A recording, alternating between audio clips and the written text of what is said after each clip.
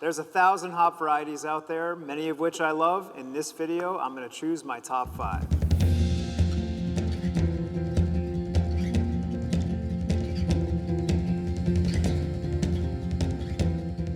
All right, guys, so a couple of housekeeping items out of the jump. If you are new here to the channel, subscribing to the channel is a huge help to us and helps us produce this content if you enjoy it. Also, I want to mention that our most recent video before this one, we talked about from the farm to your glass, the life of a hop. So as we discuss what's going on this table, you can learn some context about where these guys came from and what it takes for them to get here. We'll link that video down below. All right, so top 5 favorite aroma varieties.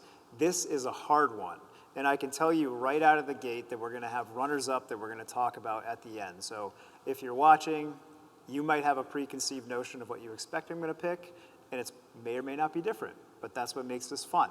Got these little cards in front of us. We're gonna reveal the hops as we go, and I'm gonna talk about why they are my favorite and what they mean to Treehouse. First guy over here on the right, really unsurprising choice for sure, so I will get this one out of the way. But this guy here is everyone's favorite new aroma variety, or new wave, newish aroma variety, Citra. Citra is an awesome variety. It's obviously a runaway success for the hop breeding company and for essentially the agriculture surrounding the growth of hops. Citra was and continues to be a boon to the industry. Why do we love it? It's very juicy when you utilize it in beer. It produces amazing citrusy flavors, also notes of kind of mango, passion fruit, and tropical fruit, and it's just a decently easy hop to brew with. It works in every style of American pale ale, IPA, double IPA, etc. It's just a beautiful all-around hop. I know that there's a lot of breweries and brewers that are jaded on Citra, but the truth is the public loves it, we love it, and it makes fantastic beer. In terms of how you would brew with Citra, for me it's one of the most forgiving hops, and more so than most, you can essentially continue to throw more and more, especially at the dry hop, and not get diminishing returns up to a certain point. But for me, it's a very forgiving hop. It works well as a bittering hop, it works well as an aroma hop in the kettle, and it works well as a dry hop. So Citra is a very versatile hop and very easy to brew with. All right, so the next favorite aroma hop variety for me in our program here at Treehouse is Simcoe. Simcoe is a hop that I think is somewhat misunderstood by folks that maybe haven't brewed with it all that much or don't know what great Simcoe can be. But I should preface all of this by saying that every hop variety can have different characteristics depending upon where it's grown, how it's harvested, when it's harvested, what temperature it's kilned at, and how it ultimately arrives back at the brewery. And in the case of Simcoe, oftentimes it can be confused as something that could be piney or earthy, or like earthy citrus characteristics. And for me, the characteristic in Simcoe that I love, that I look for all the time, is Hawaiian punch. Tropical fruit and like musty citrus.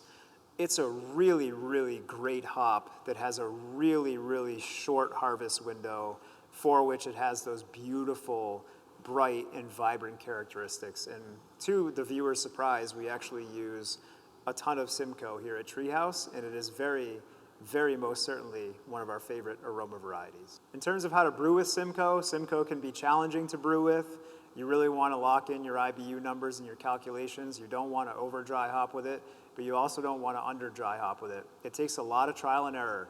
So if this is a hop for which you want to learn about its best attributes, I would encourage you to kind of hunker down, take notes, pay attention, and try to really refine your brewing process with this hop because it's not the easiest one to brew with. Third favorite aroma variety is Amarillo. I should say that these aren't in order, but if I had to pick a favorite, like a hop that I probably couldn't live without, Amarillo for me might actually be that hop.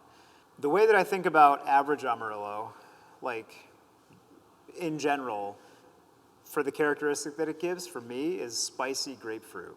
It's how I describe it. If all Amarillo should have that characteristic where you get a good amount of spice in the aroma and a good amount of like ruby red grapefruit. Like squeezing the grapefruit, red grapefruit characteristic in Amarillo.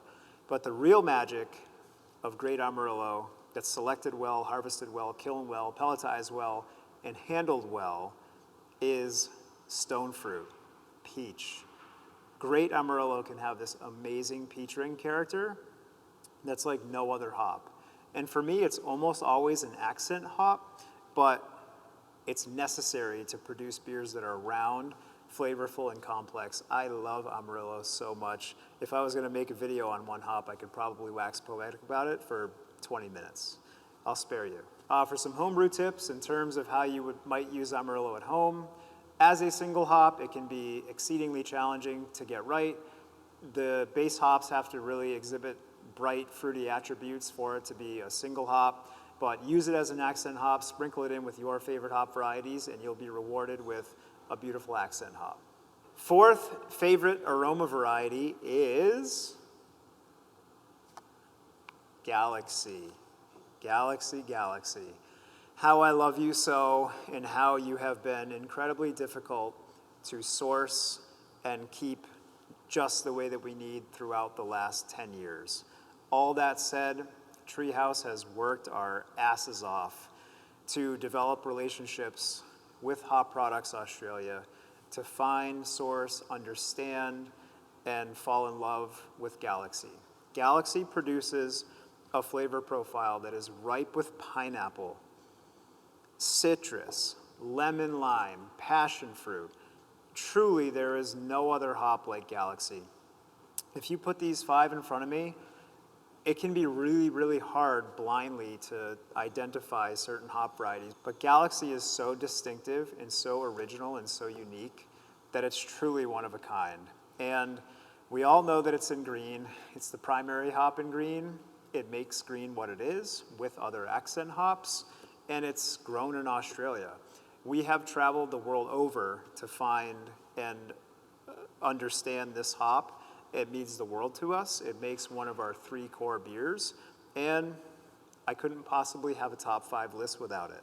In terms of how to brew with Galaxy, Galaxy is an exceedingly challenging hop to brew with, probably one of the hardest. You don't want to overdo it. If you do overdo it, you will get woody, off-putting characteristics. If you don't take good care of it and the hops are oxidized, you will also get the same. So judiciousness is the name of the game here. Gentle, pay attention, and you'll be rewarded with great tasting Galaxy beers. Fifth and final hop that represents my favorite aroma varieties at this moment in time is Cascade. Cascade is the OG American aroma hop. And while it has somewhat fallen out of favor, there will always be a sexiness about it. A good analogy that I use for myself is not every baseball field can be the new Yankee Stadium or, Foxborough Stadium. Cascade is like Fenway Park. It's a little bit older now. It's got a ton of history, and when you revisit it, you always fall in love with it again. And that's why we continue to love and cherish Cascade. One other thing that I love about it, aside from its grapefruit and piney characteristics, is that this variety, more so than most, when it's grown in different regions, has shockingly different characteristics. We have visited the Pacific Northwest, we visited Australia, we visited Colorado, we visited New Zealand, and we've experienced Cascade from around the world that exhibits entirely different characteristics. It's, the terroir that's imparted within this hop in different growing regions is phenomenal. And it's a hop that we owe our existence to in many ways, the craft beer market taking off and giving us this opportunity. So it's a hop that we love and just hope never goes away. In terms of how to brew with Cascade, it is a bit lower alpha, so you can get away with using a lot more on the hot side and in the dry hop. In my opinion, there's not really diminishing returns with Cascade up until a certain point, but that's up for you to explore on your own and figure that out. All right, so my reasons for picking these 5 are deeper than they just make the best beers. Some of them are nostalgic for us. Some of them are essential in the beers that have enabled us to chase our passion, but the reasons run deep here. In terms of honorable mentions, I could probably list 1,000. A couple that immediately come to mind are, Peacherine, Nelson, Matahueca, Riwaka, newer one, HBC 1019, but there's so many great, Eldorado's another great one. There's so many varieties out there nowadays that it's very, very hard to pick a favorite. And for me, I thought it would make sense to pick a top 5 that I not only love brewing with, but also mean a lot to us. We had a lot of fun with this, guys. Hopefully you enjoyed it. Certainly share your comments with us below. We love reading your comments. We love interacting with you and building the community. I want to thank you guys for watching, and take care. We'll see you next time.